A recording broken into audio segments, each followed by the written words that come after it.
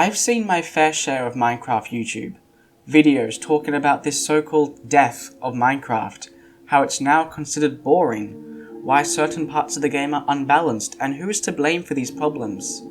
I also see the occasional video on how to fix these problems, but they are fewer and further between. And a lot of their time, their quote-unquote solutions don't actually address the problem they set out to solve, or the logic behind the idea doesn't hold up to any sort of criticism. I'm not saying these ideas are bad. In fact, I'm really glad to see people trying to come up with new and interesting ways to fix the problems Minecraft has. I'm just saying that we need to have more discussion around these ideas, criticize their flaws to see what works and what doesn't, so that we can adapt our ideas and turn them into the best versions of themselves, fit to be added to vanilla. I recently made my own video, and it did far better than I ever hoped it would. And if you haven't watched it, please go check it out, especially as this video is a sequel to that one. I'll give you a second to go do that. Although it may have taken me 2 months to record and edit all together, that did not account for the several months of preparation it took before that. The time it took to look back at my time playing survival and figure out why I struggle to play it nowadays. To watch all of the YouTube videos to get other people's points of views on what their problems are with the game. To come up with creative ideas on how to fix these problems in a way that actually addresses them. Discuss them with other players, both veterans and casuals alike, to get their opinions on it. To put them under scrutiny to see if they stand in the face of adversary before finally adding it into the list of changes I want to see added to the game. And after all that, I didn't even get the chance to talk about all my ideas, and I still have many others I want to share with the world.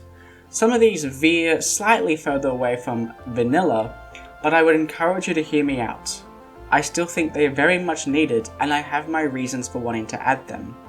Minecraft is a large and broad game, with an even larger and broader player base, all of which have their own unique playstyles and opinions on what the game should be.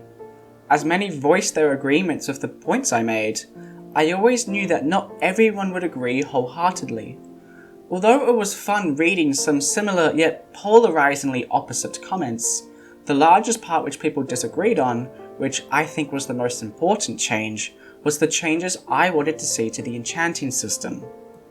It was after ascending the pantheon of Hallownest and taking my rightful place at its peak. It was the charm notch system in Hollow Knight that inspired the idea of capping the gear not to some arbitrary anvil use limit, but by the additive cost of all the enchantments, and everything else fell into place from there.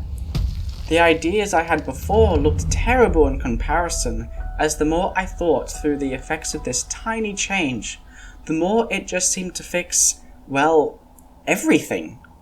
However, there was one thing missing, and I knew it. Similar to overcharming, I wanted a way to go beyond the standardized limit, and I even mentioned it in the video that there should be a way to do this. However, I did not know how to best go about doing that. But, as fate would have it, during the premiere of my video, a small, throwaway comment was sent, and it changed everything. My name is Greenjab, and these are my ideas on how we can fix the rest of Minecraft.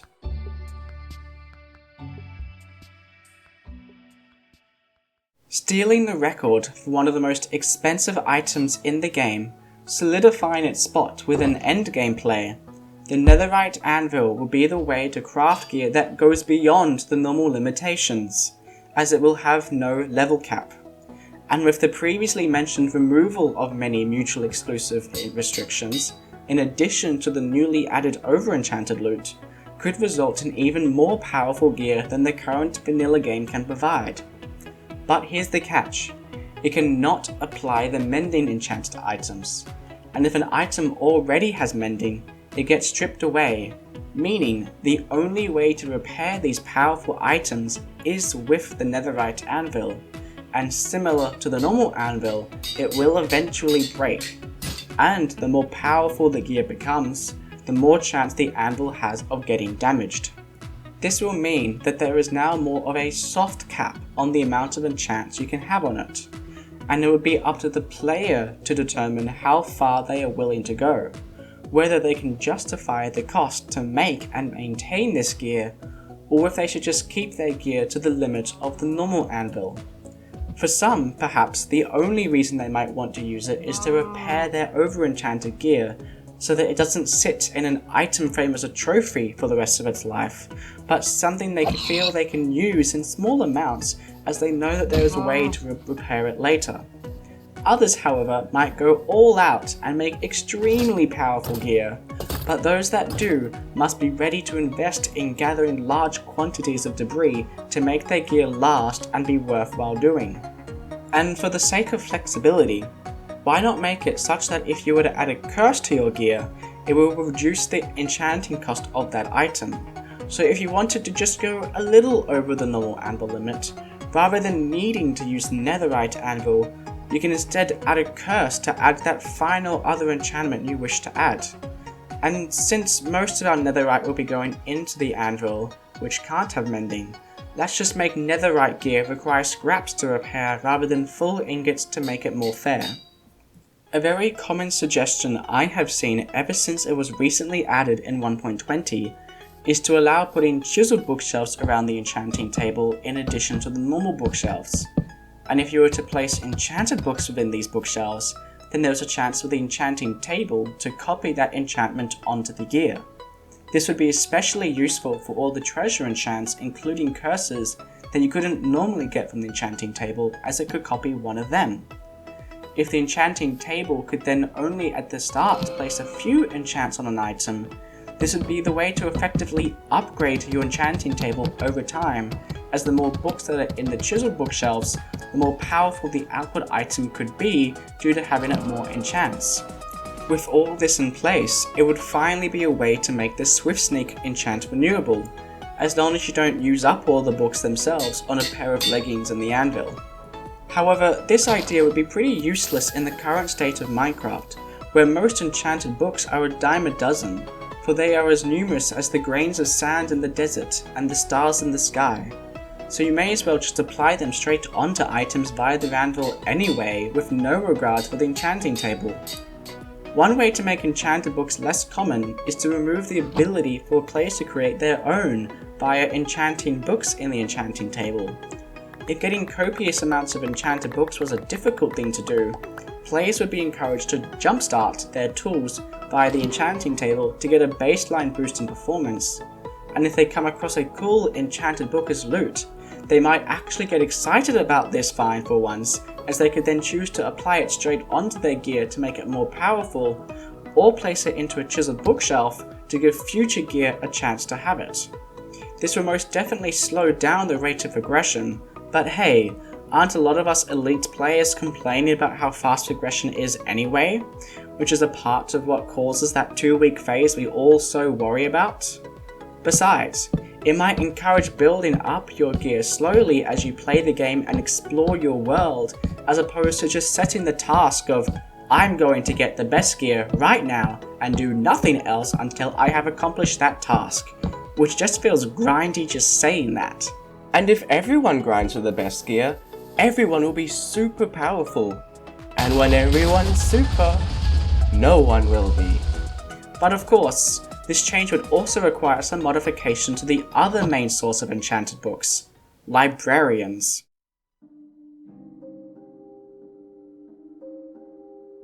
The recent experimental changes were an attempt to try balance the librarian, and I would say that overall it does a better job than the current game, but it could be better. I like the idea of splitting the enchants between the different biomes and putting the more powerful ones in the swamp and jungle. However, because of the way the pools work, if you get a swamp villager, you are guaranteed mending every single time. I reckon the librarian should only sell 3 books, and none of them should be in the first trade section, so you can't just endlessly replace the lectern to get what you want. Have the first trade be a low-level biome enchant, the second be any enchant at random to not completely biome lock enchants, and the third in the master level is a high-level biome-specific enchant. This would encourage players to level up all the librarians to max level to access all the good enchants, rather than all the good trades being immediately available. While on the topic of villagers, currently a villager's happiness, which determines the price of their trades, is mostly based on how much you trade with them and if you haven't hit them. But what if factors such as how much exercise and gossip they have had recently plays a part in their happiness? So although you could cage them up like we currently do, it would mean more expensive prices as opposed to protecting their natural open villages where villagers naturally walk about and talk to other villagers where their trades would be cheaper. And hey, if we can teach people that a villager requires exercising and socialization to be happy, maybe it can teach us that we need it too. While we are at it, let's increase the effect of the supply and demand mechanic, so that if we do the same trade over and over, the trade will become more expensive to the point where it might not be worthwhile doing anymore until you stop doing that trade for a while, since its current implementation has almost no impact on gameplay, as the happiness discount a villager gives you basically negates the increasing cost of demand. As we de-incentivize locking up villagers for all eternity, the other large reasons players did this was for their protection and identification. So let's let the villagers wear specifically leather clothing. Villagers can technically already wear armor, but it currently doesn't feel very much intended. But if it became intended and visualized, it would give them some protection from the open world, especially if enchanted. Then dyeing and trimming the gear different colors would make each villager visually unique and identifiable from a distance, so we know which villager to approach based on what we would like to trade. I would not want villagers to wear heavy armor like that of iron and above, since they are not trained under Sun Tzu, but we could let them wear chainmail for slightly more defense over leather since it's still lightweight, and will give more uses to the armors below iron which the player will never wear.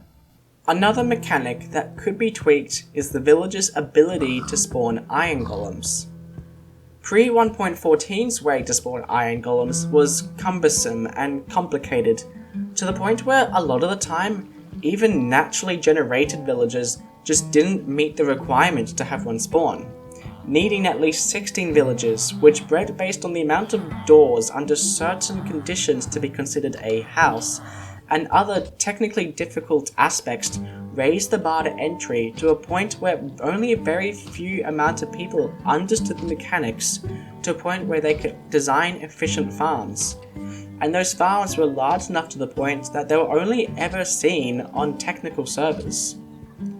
As the need for iron increased as more blocks were added that used it, I can understand why Mojang wanted to simplify the mechanics surrounding iron golem spawning.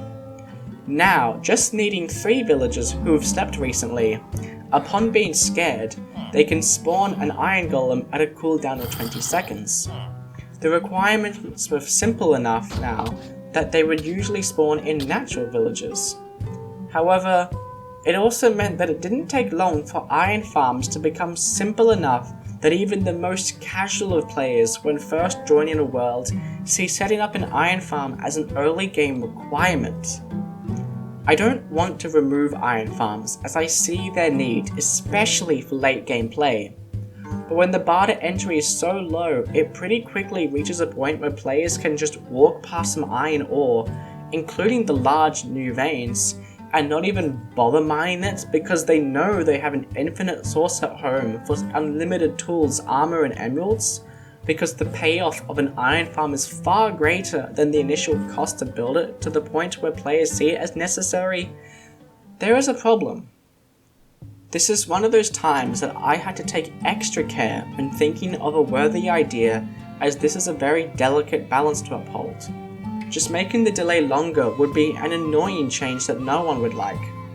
Making the villagers need to be traded with recently or require a high enough level would mean that golems won't spawn naturally.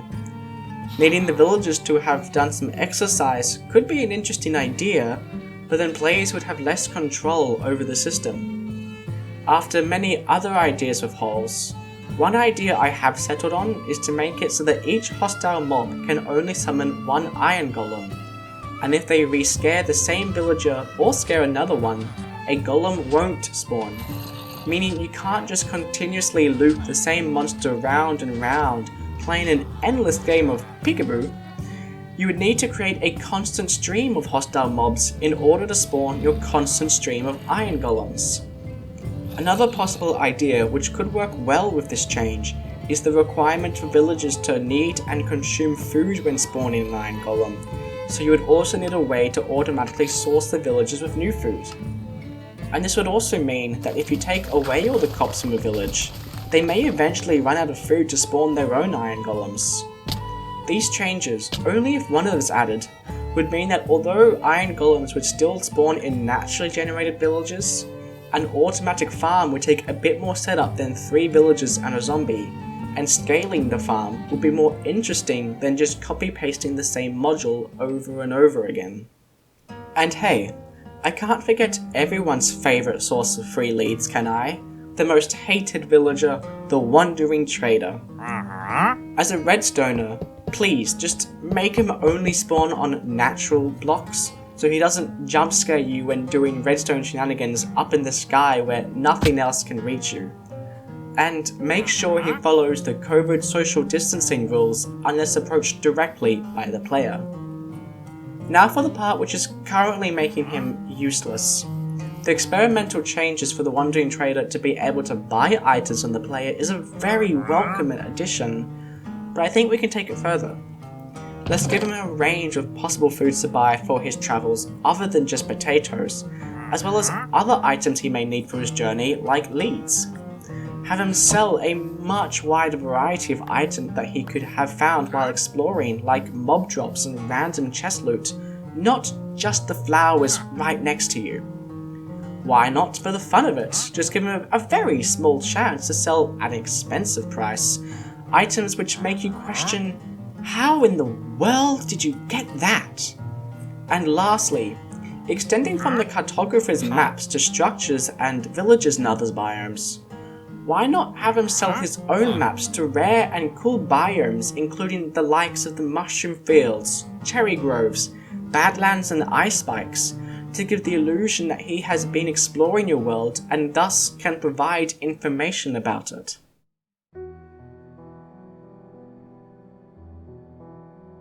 So, you have just bought yourself a mushroom-filled map from the Wandering Trader and made your way to its location.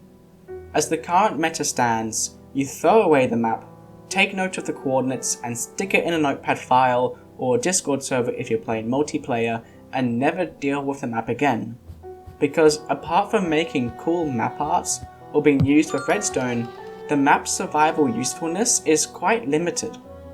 A level 0 map can show you part of your world from a bird's eye view, but holding any more than 2 in your inventory is difficult to manage. Zooming out to level 4 can show an extremely large part of your world, but you lose the details to practically show what is at any location. You can duplicate maps and see your friends, but expanding the maps loses that link and there is no way to zoom back in. And then there is also the age-old bug Mojang hasn't bothered fixing, where the map icon doesn't go away even after taking the map out of an item frame. As many people don't find the vanilla map system useful enough to bother with, many resort to using third-party mods such as Minimap or the Atlas mod to record their world and mark specific locations in it. So let's take these ideas and vanilla-ify them. Taking your map, combine it with a book to create a map book, a single item collection of all your maps, and as you add more maps to the book, when held in your hand, it will automatically show the closest map to your current location and update when you cross map borders accordingly. Upon right-clicking with it in your hand, it will open the map book up and stitch all the maps in it together, creating one large map of all the worlds you've added to it. It wouldn't need to have a UI system to add or remove markers, as since it is utilizing the existing map system, you can use the inbuilt mechanics of clicking on a banner to add a marker to the map, which you can then give a name to by naming the banner itself. And if you wanted, you could add treasure maps to include their icons. So if you wanted to make your base at a village and have the related villager explorer map, your base would have the unique marker to go along with it.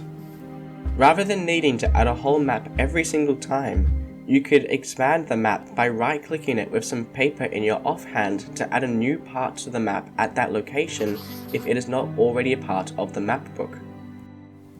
Mimicking the map system, you could create a copy of it to either keep as a backup in case you lose yours, or to give to a friend, which if they also hold on to, you would be able to see where they are in the world.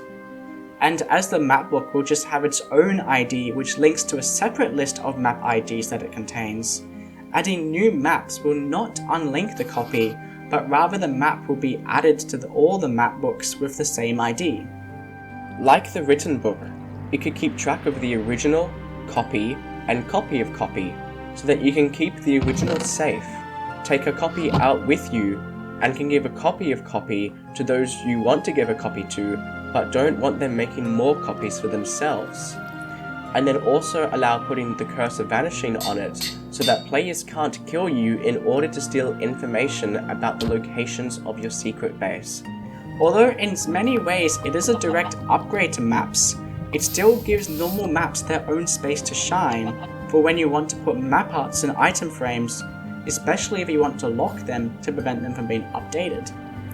By adding a useful way to store all your maps, in addition to the other in-game mechanics like the cartographer's structure maps and the wandering trader's biome maps, hopefully it can limit people's dependencies on external tools like Chunkbase or other client-side map mods.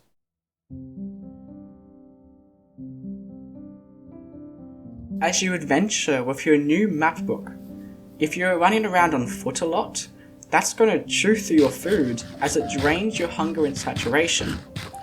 It was in beta 1.8, the adventure update, when the hunger system got changed and added sprinting alongside it, but it has barely been updated since. For almost 13 years, this mechanic has lied at the core of survival Minecraft, as it is one of the only parts of the game which you just cannot avoid. And yet, its problems have been largely overlooked by most.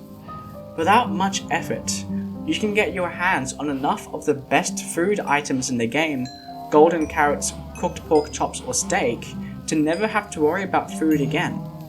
As all you do from this point is eat one every now and again once your hunger starts to deplete, food just becomes a nuisance at best, and even at this point, many players still don't understand the saturation mechanic, as it is not something clearly shown to the player.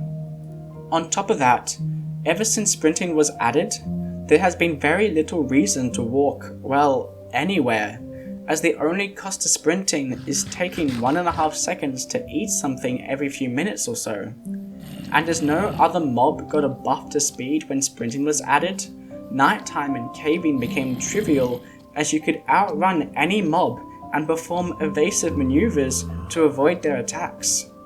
Horses and minecarts were only slightly faster, but their tedious to use made them not worth the effort.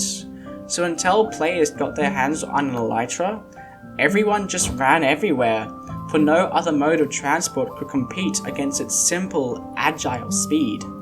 Changing the food system, especially after all this time, is going to be controversial, as this is a change which affects all players, both pro and noob alike. It needs to be simple and easy to understand. I've seen some mods take on this problem via trying to get the player to have a balanced diet, but this does not work as it is too complex for newer or younger players to understand.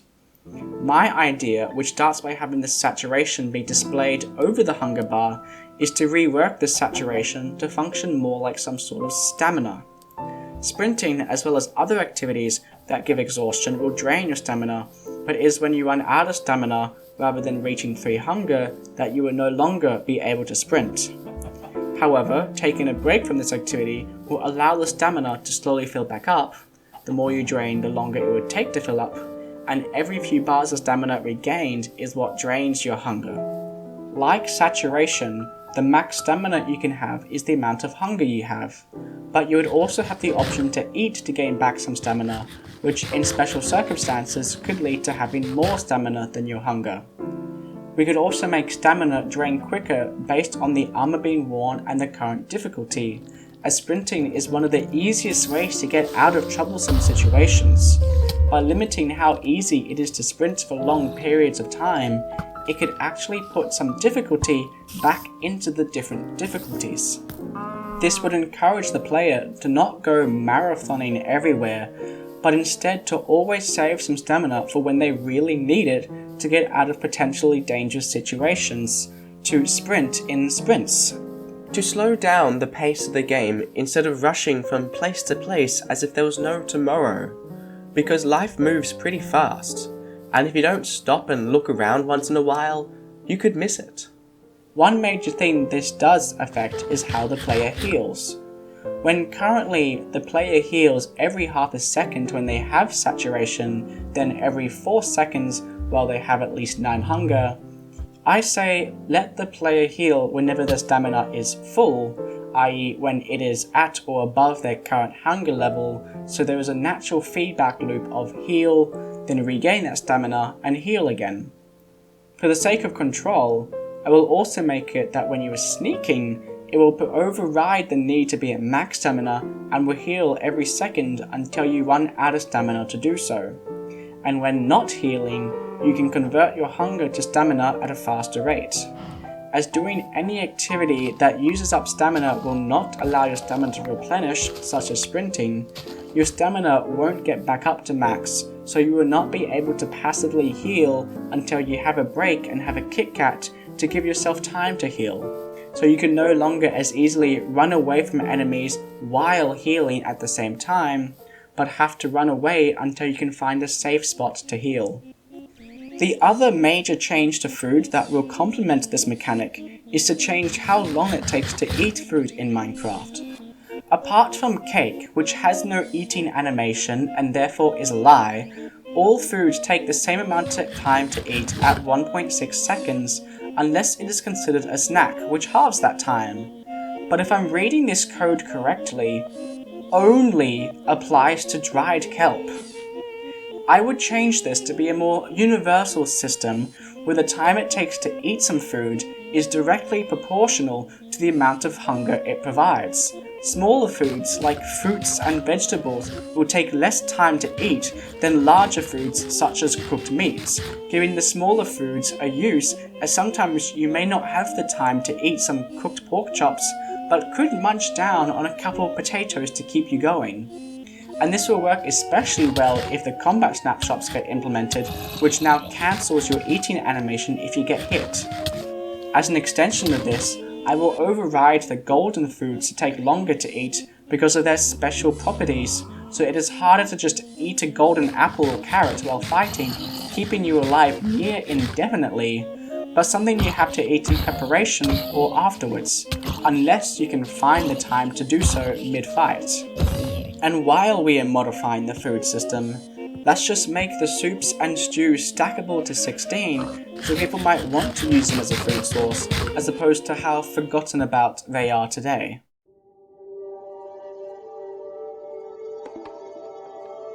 One food source that is generally avoided, debated to this day on whether it is a sport or just a leisurely activity, is fishing.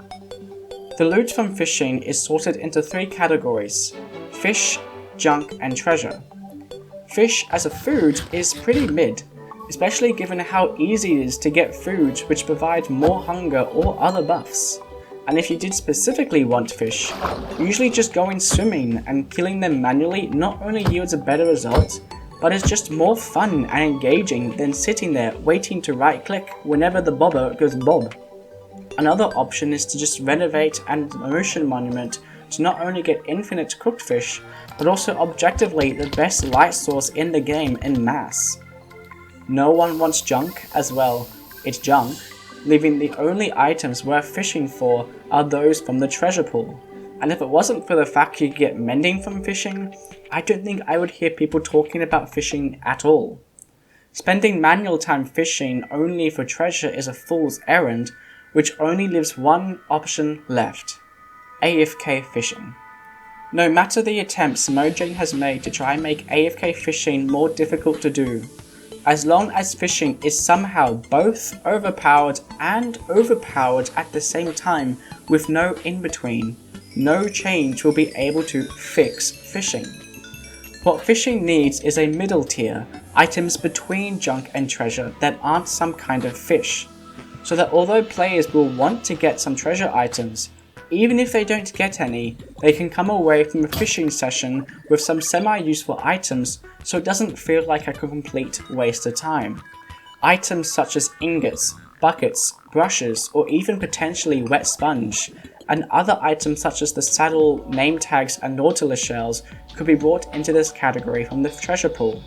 In their place, we could put items such as random potions, the heart of the sea, and even tridents into the treasure pool to give those items an alternative method of collection in a way that makes sense. Additionally, like how bamboo can only be found in jungle biomes, it would be nice to see more biome-specific loot and not just from the junk category.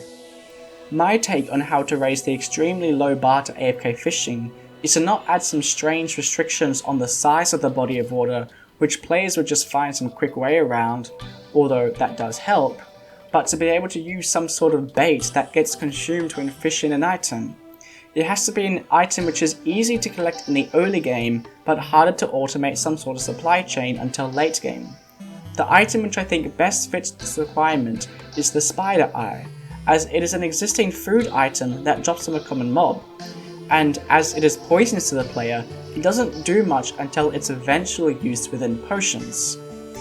It could be a nice gameplay loop to spend the day fishing and the night killing spiders for more bait to do more fishing with, and with some effort, you could build an automatic farm to get a passive supply of eyes.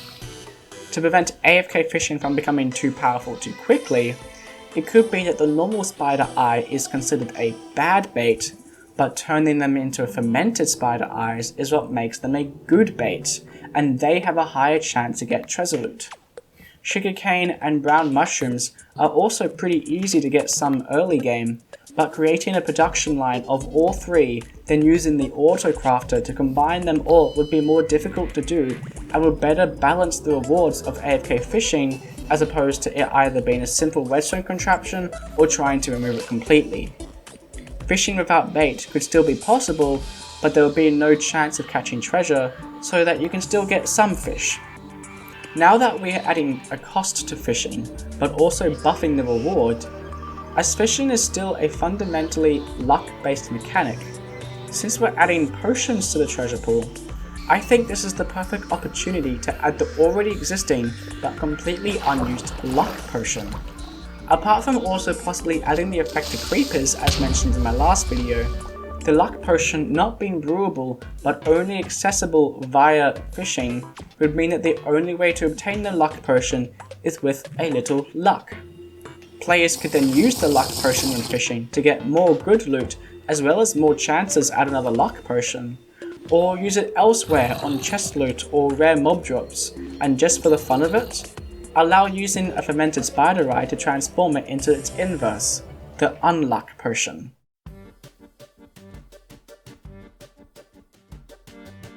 Since the release of my video, many of you have taken to the comments to respond to my ideas or to propose other ideas on how to fix Minecraft.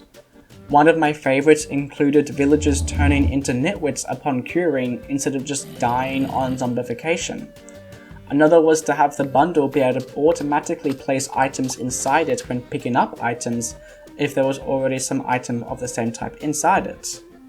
I have heard this idea before regarding shulker boxes, however I feel like the immense size buff of the shulkers should have the ongoing cost of needing to place them down to access them, but for the smaller bundles, it's a perfect fit. Another idea was to make the phantoms work like the nightmares that used to be in the game way back in beta 1.3, where trying to sleep in an unsafe conditions would cause you to wake up early and be greeted by a zombie or skeleton. This would mean you couldn't just place down a bed anywhere and sleep to skip the night, but would require building some sort of protection around your bed, a home to safely sleep in. Instead of the mere existence of phantoms being something that makes the player skip the night and the dangers that come with it, it punishes those who try to skip the night without doing so in a proper location. Someone else suggested adding more creatures that would fit under the Bane of Arthropods enchantment, for instance creepers, slimes and magma cubes, because who knows what they are, and why not? One way to make the ocean monuments more useful, especially as you make them rarer, is by replacing the 8 gold blocks in its center with diamond blocks, as the piglin bastions do a far better job at giving the player copious amounts of gold. And diamonds fit the blue theme of the monument better while giving a valid alternative method of gathering diamonds over mining. Additionally, we could also give the elders a chance to drop an enchanted golden apple to represent their power and give them something actually useful to drop. Many asked why I didn't just remove totems from raids to make them rare and non-renewable again, instead of my idea of needing to actively use them. I had thought about this, but rejected the idea for several reasons. For if you are playing in hardcore, there is still no reason to want to hold anything else in your offhand, as it continues to just save you. If playing survival, you might never use them in case you need to save them for a better time, which never actually arrives. And in multiplayer, only the players with no life will get their hands on some after going around and clearing all the nearby mansions, leaving all the newer players and those who might need them no chance of getting one. But during one discussion, the idea of needing to recharge the totems after use came up, and I feel this could be a great solution to overcome these problems. Especially since I think this is the perfect place to give the Nether Star a secondary yet still powerful use. Another small YouTuber brought to my attention one of his videos surrounding his problems with the horse and the changes he wants to make, and I definitely agree. Starting with having the horse be able to walk slower by default, then attempting to sprint will get the horse to go full speed. This will make it so that you can more safely maneuver around some tricky terrain without just running off the cliff. For horse rearing, I wouldn't want to straight up remove this mechanic, but rather make it so that the better armor the horse has on, the less chance the horse will stop moving when taking damage, reaching full immunity when the horse is wearing the new netherite horse armor. In addition to this, I would like there to be a way to influence the outcome of newly bred horses so that it is not completely random. Feeding the parent horses sugar, golden carrots or golden apples will give a small buff to the speed, jump or health of the baby horse respectively, or feed them swiftness, leaping or instant health potions before breeding for a larger buff. And while we're at it, we could just add a crafting recipe for the saddle to let players access horses before they reach the point where they would be an inferior form of transport. Another commenter suggested the idea of letting ender pearls work while riding a horse. I think we could extend this to all living entities, and as long as all entities involved take damage, I think this could be a great addition. A mod developer told me his ideas on how to improve the beacon, which after some of my own tweaks got to this possible idea. Instead of just using 244 of your favorite farmable metal to get all 6 beacon buffs in a 4-layer conjoined pyramid, why not just get rid of the beacon UI entirely to choose the buff but instead give each metal its own buff that the beacon requires the full pyramid to be made out of.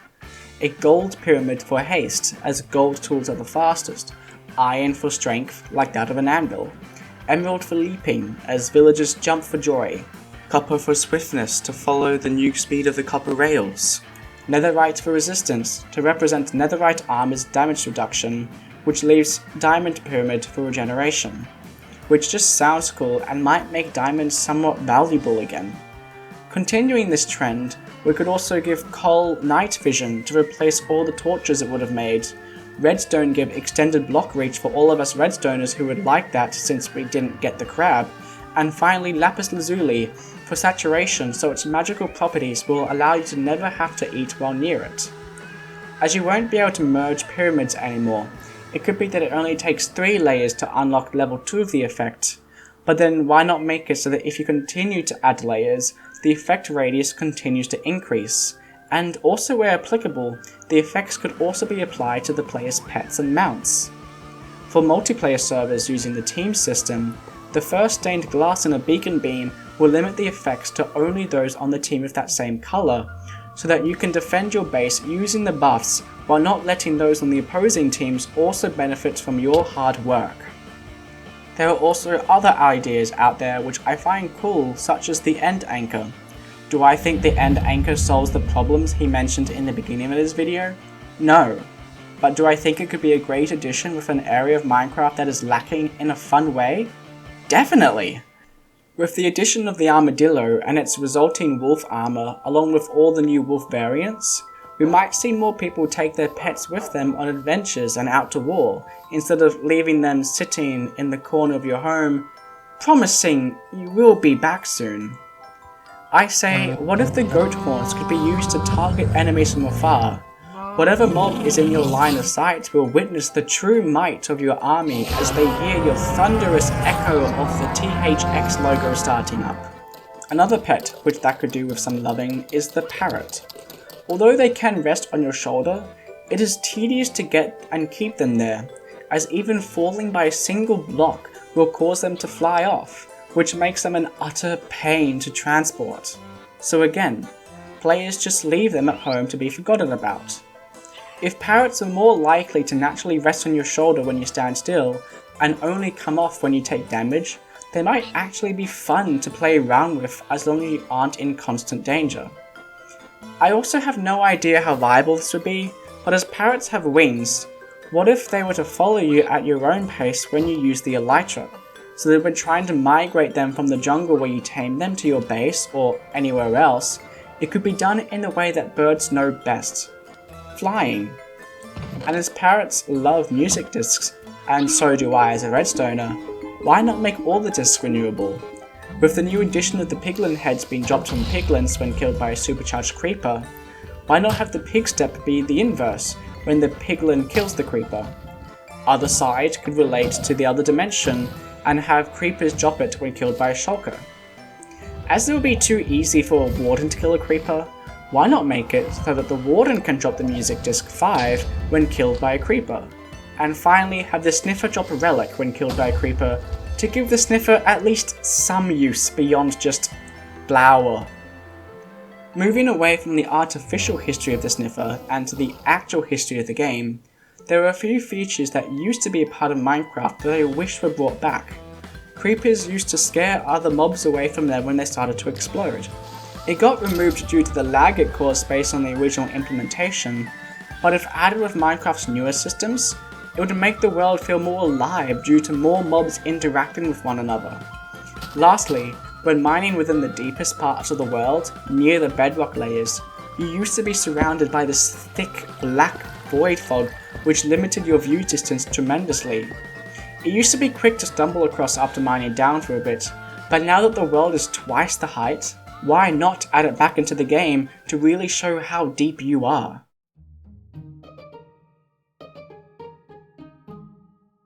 Minecraft is a large and broad game, with an even larger and broader player base, all of which have their own unique playstyles and opinions on what the game should be.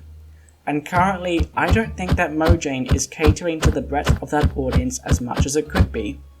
Many games today have different difficulty settings so that those who are playing the game at 10 years old and those who have been playing the game since they were 10 years old can both enjoy the game at their own skill levels.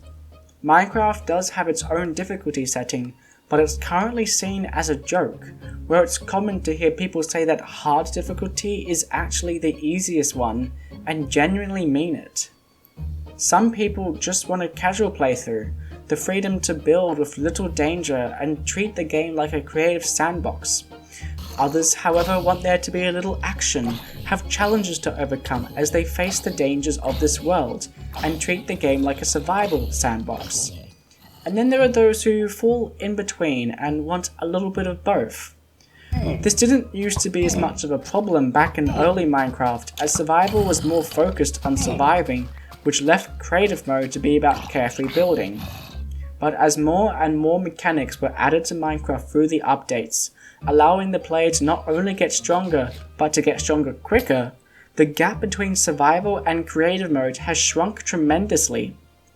For many people, this works, and they enjoy what Minecraft has become, and those who are more dedicated to building have that space to jump into creative mode to build to their heart's content. but those who want that true survival experience have felt like their space has been taken away from them.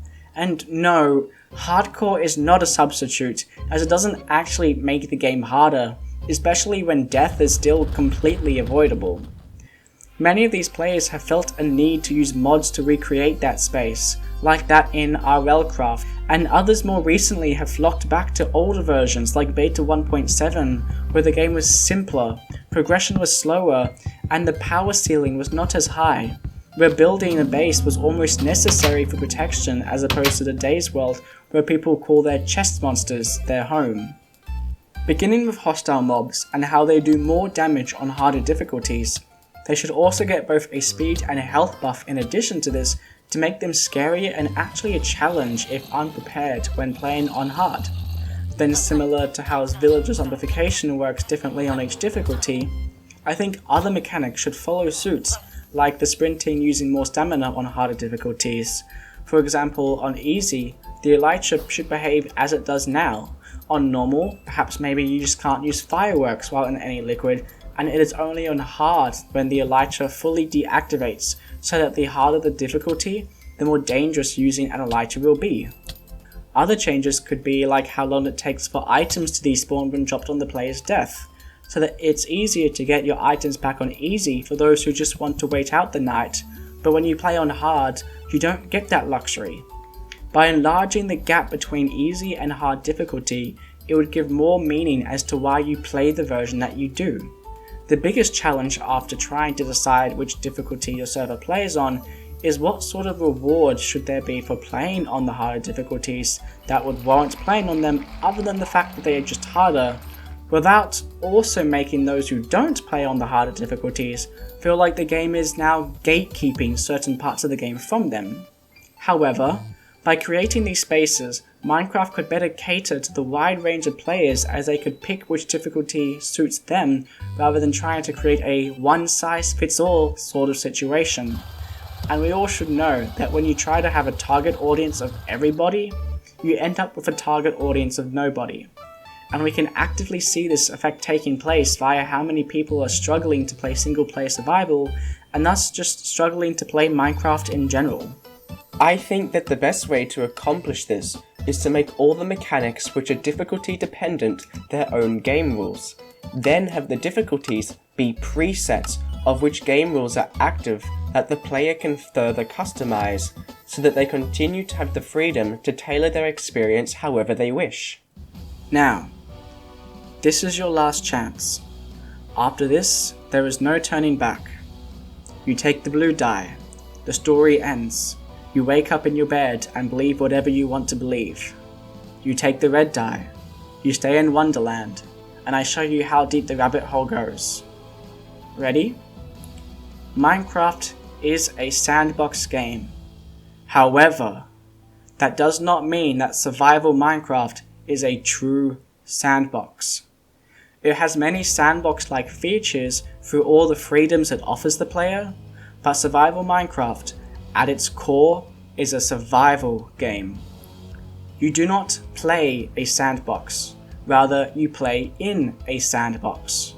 On the flip side, you do not play in a game, you play the game. A game has goals to achieve, challenges to overcome, and a progression of power that increases the more you play it. A sandbox skips all of these, removes any internal goal for the player to achieve, provides no challenges for the player to overcome, as the player starts off at max power and are told to go do whatever they want to do. Survival mode fits more into that first category, but do you know which fits into that second one? Creative mode. Creative mode has no goals. It has no challenges to overcome, as the player starts as strong as they could ever be, build without a need to mine for resources, create the strongest gear without grind, nor need to even use it. And with all the extra tools creative mode provides, it truly is the space where you can literally do whatever you dreamed of doing. Creative mode is the true sandbox experience. So since creative mode is the true sandbox, let survival mode be just about that. Surviving, with hard difficulty for those who want a true survival experience, and easy difficulty for those who want a little bit of both. Something in between.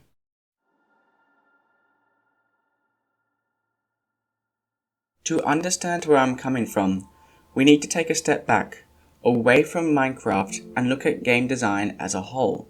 We need to ask, what makes a game fun? Although different genres of games have different answers to this question, they are almost all built off the exploitation of the brain's dopamine system through reward, by providing opportunities for the player to feel accomplished through finishing a task, solving a puzzle, killing a boss, beating a challenge, and overall mastery of a game. It allows the player to test their knowledge, advance their skills, and grow their collection of achievements. However, reward is not something that can be given, it must be earned. The greater the task, the more complex the puzzle, the more lethal the boss, the more attempts the challenge took, the more refined the skills required to reach the top, the greater the feeling of reward upon winning. And when that difficulty is pushed to the absolute limit of human capabilities, there is nothing that can compare. Should we then just make everything more difficult for the sake of a greater reward? Absolutely not. Sure, if the task at hand is too easy, it will not be rewarding and therefore boring. But if the gap between the player's abilities and those required to complete the goal are too large, the player will deem it unfair and stop playing long before they reach the point where they could succeed. A well-designed game will increase in difficulty in a way that is always pushing the player in a perfect balance between I already know I can do this and I will never be able to do this at I believe I can do this, giving lots of smaller rewards between the larger, more substantial ones. But when players run out of challenges to overcome, they run out of rewards to collect. They will lose the desire to continue playing and look for something else that provides that of which the first game ultimately no longer could. Fun. When I first started playing Hollow Knight and beat the game for the first time, I felt accomplished, as I thought that was hard. Then when I looked at all the Steam achievements, including getting the true ending, beating the game without dying, and had to search up what a Pantheon was, I was like, never in a million years. But as I continued playing, my knowledge of each boss and their attacks grew, my understanding of the game mechanics developed, and my total mastery of the game increased. One by one, I collected each achievement as they got progressively harder, until one more stood in my way, the Pantheon of Hallownest. 50 minutes of continuous gameplay requiring an unbreakable focus as you fight every boss back to back, and at the very end, absolute radiance. After a week of practicing and failed attempts, I continued to get better until one fateful attempt. Heart pounding, hand shaking, I did what I first thought to be impossible and claimed victory over the final frontier the game had to offer. Since then, I've beaten it with each binding separately, completed the Hall of Gods, and now play Ascended Absolute Radiance for fun. I recently set my own challenge of beating the Pure Vessel Pogo only, and after many attempts, I reached a point where I knew that if I were to play on the easier difficulty, I would be able to do it. But I also knew that in doing so, I wouldn't have the same feeling of reward if I were to cheat myself like that. So I continued attempts until finally he went down, and that feeling of reward was all the more greater for it. Minecraft is a unique game in its sandbox nature, but that does not mean it should abstain itself from fundamental game design principles. Minecraft has this nasty habit of adding mechanics which follow this step function. You either have no enchants or fully enchanted gear. You either have no beacon buffs or all 6 of them. You either walk everywhere or you have access to infinite flight. Very rarely do you sit halfway. The goal of a lot of these ideas are to make them follow more of a curve, where getting a small buff is as easy as it is now. However, each progressive increase in power takes more effort, leading to more time investment to get to the same level as you currently can, which could be seen as a nerf. However, by continuing this curve, after even more effort has been applied, you have the potential to become even more powerful than the current vanilla experience can provide, which could be seen as a buff to make sure that it is perfectly balanced, as all things should be. If music discs were to drop from creepers normally, they would not be hard to obtain, and their commonality would make them worthless, but it is through their difficulty to obtain and their scarcity that brings them value, even if the music discs themselves have no inherent progressional value. Replace this idea with something like netherite, and suddenly the best gear in the game is trivial to obtain, practically worthless, and more importantly, there will be nowhere to go to get better gear, and the ticking time bomb until the game will no longer be played will make itself imminent.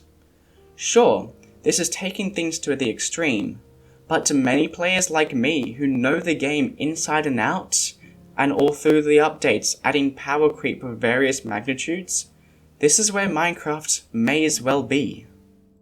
I do not want to change Minecraft. Far from it.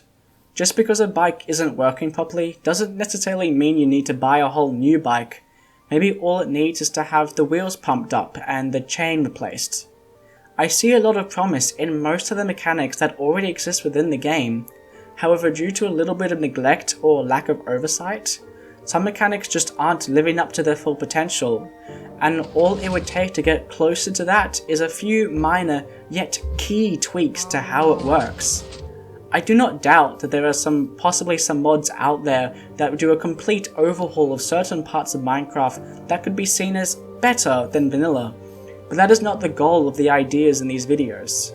I want to keep that simple, familiar, Minecrafty feel that a lot of these mods just don't retain, to reuse what Minecraft already has to offer and refrain from adding or removing mechanics as much as possible. It should be something that has the potential to just become vanilla, for if you wanted to change mechanics on a larger scale to your liking, then that's what mods are for. I am sure there are many other ideas which could be implemented to address other areas of the game which I have not addressed, especially the newer features which I am not as familiar with, or the sheer uselessness of features like the sniffer or archaeology. I received many ideas from you guys in the last video, and I'm sure that you have many more which you would like to voice. Many also wanted to be able to tangibly interact with these ideas practically rather than just thinking about them theoretically. And that is why I have created a Discord where we can continue to discuss ideas as I and others who wish to help me try our best to implement all these ideas into its own mod. Finally, we will be able to play Minecraft with all the fixes we ever wanted, and put it together with other recent mods like Distant Horizons and Iris to get the ultimate Minecraft experience. So please, come on down and say hi as you interact with others who also wish to see Minecraft be the best it can be. And hey, if you make our voices known enough, then maybe, just maybe, it might become vanilla. I look forward to seeing you all down there. And in case I don't see ya, good afternoon, good evening, and good night.